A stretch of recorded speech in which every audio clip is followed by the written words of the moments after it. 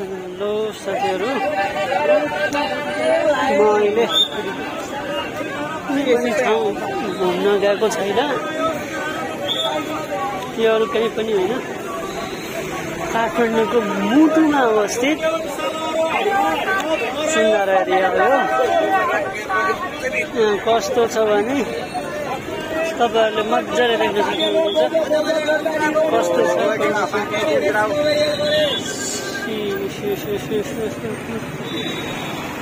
यस्तो चाहिँ छ। मैले फेरि यो सबै देखाएको छैन होइन।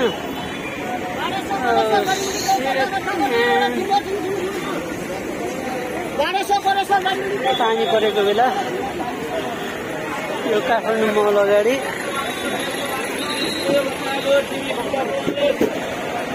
कतिखेर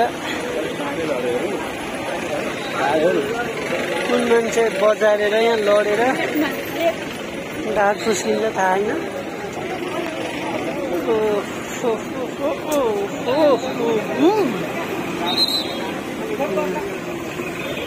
यस्तो कन्डिसन छ।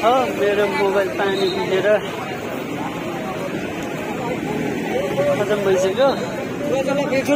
अहिले सुन्दर एरियाको कन्डिसन चाहिँ यस्तो छ।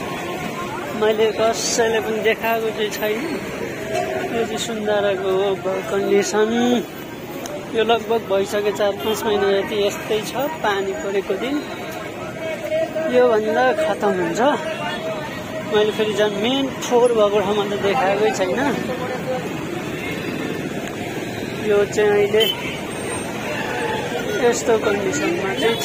तपाईहरुले यो चाहिँ अरू ठाउँको हो भनेर भन्नुभयो भने विश्वास लागेन भने धरहरा पनि देख्न सक्नुहुन्छ। यही हो, यस्तो छ आरएनएसी को कन्डिसन। कतिखेर मान्छे लड्छ थाहा हुँदैन।